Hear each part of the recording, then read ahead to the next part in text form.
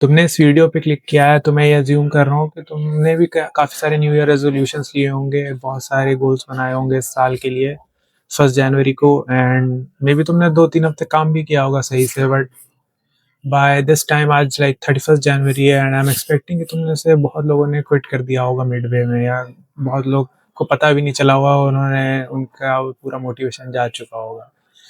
Like and ये सिर्फ new year resolutions को लेके नहीं है, कभी भी जब भी तुम कुछ सोचते हो कि मुझे ये करना है एंड पहले कुछ दिन सही चलता है, देन अगेन वही से पुरानी लाइफ स्टार्ट हो जाती है, कुछ नहीं चेंज होता है। मैं भी सेम चीज से डील कर रहा हूँ काफी टाइम से। I am stuck in this negative loop, बार बार वहीं पे आ जाता हूँ, नया ट्राई करता हूँ बाहर निकलने का, then again I come back to the same place again.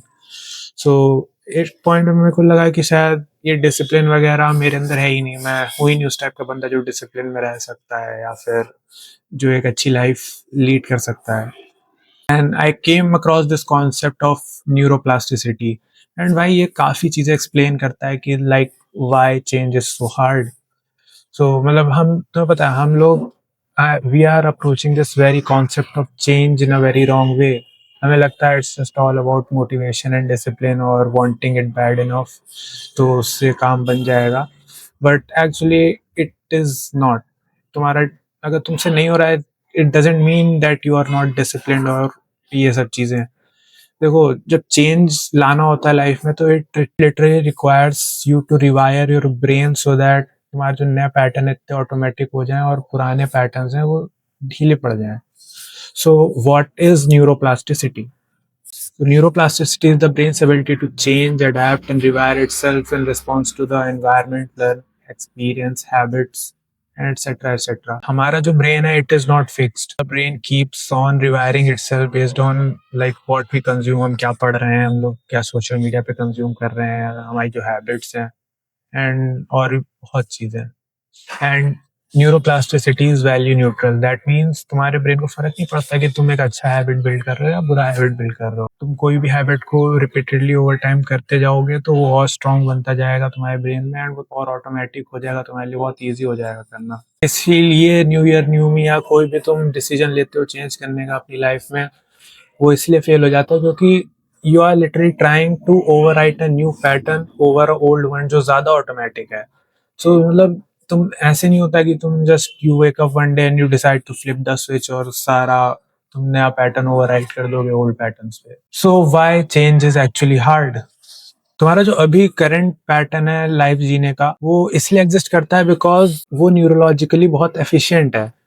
There is this fatty substance called myelin जो तुम्हारे न्यूरल पाथवे के अराउंड फॉर्म होता है, which helps in faster signal transmission. जितना तुम एक पाथवे यूज करोगे उतना ज्यादा उसके अराउंड माइलिन बनेगा, एंड जितना ज्यादा माइलिन बनेगा उतना ज्यादा फास्टर सिग्नल ट्रांसमिशन होगा, एंड उतना ही ज्यादा वो बिहेवियर और ऑटोमेटिक होता जाएगा और ईजी होता जाएगा तुम्हारे लिए। एंड जब तुम एक नया हैबिट बनाते हो तो तुम्हारे ब्रेन में एक नया पाथवे बनता है, बट उसके अराउंड माइलिन नहीं है, तो इस वजह से उसमें उसके थ्रू सिग्नल ट्रांसमिशन बहुत स्लो होता है। इसलिए जब भी तुम वो पाथवे यूज करोगे वो हैबिट परफॉर्म करके, it requires a lot of conscious effort every single time, and ये तुम्हारा ब्रेन हेट करता है एफर्ट डालना, बिकॉज ये होल प्रोसेस जो होता है माइलिन फॉर्मेशन और ये सिग्नल ट्रांसमिशन का, it is a lot metabolically expensive. And हमारा ब्रेन इस चीज के लिए इवॉल्व नहीं हुआ है, हमारा ब्रेन रिसोर्सेस कंजर्व करने के लिए इवॉल्व हुआ है। इसीलिए मैं कह रहा था कि it is not the lack of discipline कि तुम चेंज नहीं कर पा रहे हो, it is just your neural chemistry. And now we come down to identity. जब तुम कहते हो अपने आप को कुछ भी, like I am something, like I am a fitness freak, तो वो एक सिर्फ स्टेटमेंट नहीं है। तुम जब ये बोलते हो ना, तुम्हारे माइंड में एक न्यूरल पाथवे बनता है जिसको यूज करके तुम्हारा ब्रेन फ्यूचर बिहेवियर प्रेडिक्ट करता है। एंड जो तुम्हारा सेल्फ इमेज है या सेल्फ आइडेंटिटी, जो मतलब तुम जैसे पर्सन अपने आप को देखते हो, तुम्हारा ब्रेन तुम्हें देखता है, तुम उसी के अकॉर्डिंग एक्ट करते हो। You can not act beyond your self image और योर आइडेंटिटी। अगर तुम बोल रहे हो I am not a gym person और I am not a fitness freak, then तुम जिम जाने का ट्राई करोगे तो तुम्हारा ब्रेन बहुत अपोज करेगा, इसलिए वो अपोज करता है। इसीलिए जब तुम कोई चेंज लाना चाहते हो अपनी लाइफ में, तुम सोचते हो कि अब मैं जिम जाऊंगा, बट तुम जिम पर्सन तो हो नहीं, तो वो तुम्हारा ब्रेन और अपोज करता है।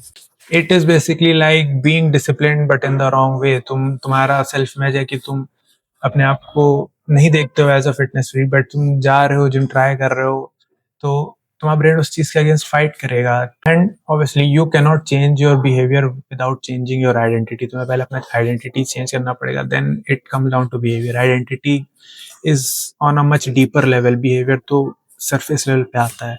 एंड तुम्हें आइडेंटिटी भी सॉलिडिफाई करने के लिए तुम्हें उसको बिहेवियरल एविडेंस देना पड़ेगा। If you are saying that कि हाँ मुझे चेंज होना है, I want to become a gym person, तो अपने आप को तुम I am a gym person बोल रहे हो, तो उसके लिए तुम्हें उसका एविडेंस देने के लिए तुम्हें जिम जाना पड़ेगा। You have to show up, and जिससे तुम्हारा दिमाग को लगे, तुम्हारे ब्रेन को लगे कि हाँ this guy is a fitness freak, इसलिए जिम जा रहा है। वो धीरे धीरे और सॉलिडिफाई होगा वो pathway. So therefore the only way to change your identity is through behavioral evidence, and doing it so much that over time तुम्हारा ब्रेन तुम्हारा जो अभी करंट मॉडल है उसको अपडेट करके एक नया मॉडल बना देता है। इसलिए first few weeks of any change is so much difficult because your brain is literally fighting against your old patterns. Repetition and time.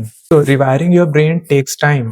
तुमने वो कोड सुना होगा कि like it takes 21 days to build a habit and 90 days to build a lifestyle, but it is total bullshit. तुम्हारा एक नया pathway बनने में, न्यूरल पाथवे बनने में, नया हैबिट बिल्ड करने में काफी टाइम लगता है।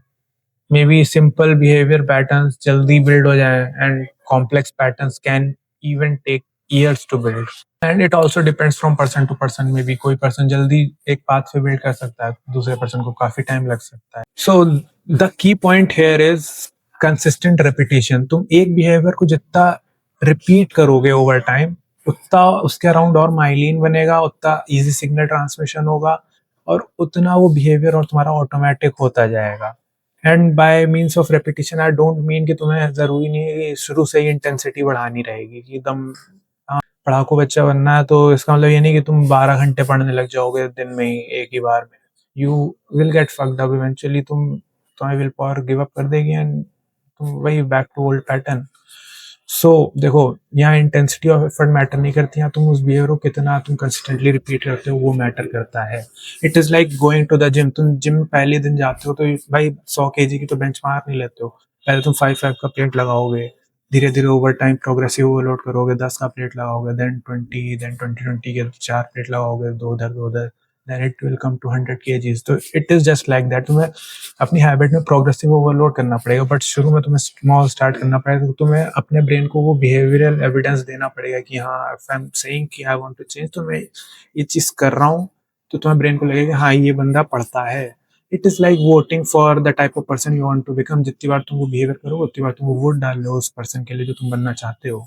Environment shapes your brain. वो तुमने कोट सुना होगा कि you are the average of 5% around you, and ये काफी हद तक बहुत ज्यादा ट्रू है। देखो, अगर मान लो तुम स्मोकिंग क्विट करना चाहते हो, you can not just hang around with your smoker friends. तुम इवेंचुअली गिव अप कर दोगे अपनी will power and you smoke, तुम्हें तलब मचेगी। सो यहाँ पे की पॉइंट क्या है, तुम्हें अपने एनवायरनमेंट को ऐसा रखना है जिसमें तुम्हारे जो नई हैबिट्स हैं उसके क्यूज ज्यादा हो, जो पुरानी हैबिट्स जो तुम छोड़ना चाहते हो उसके क्यूज रिमूव कर दो बिल्कुल।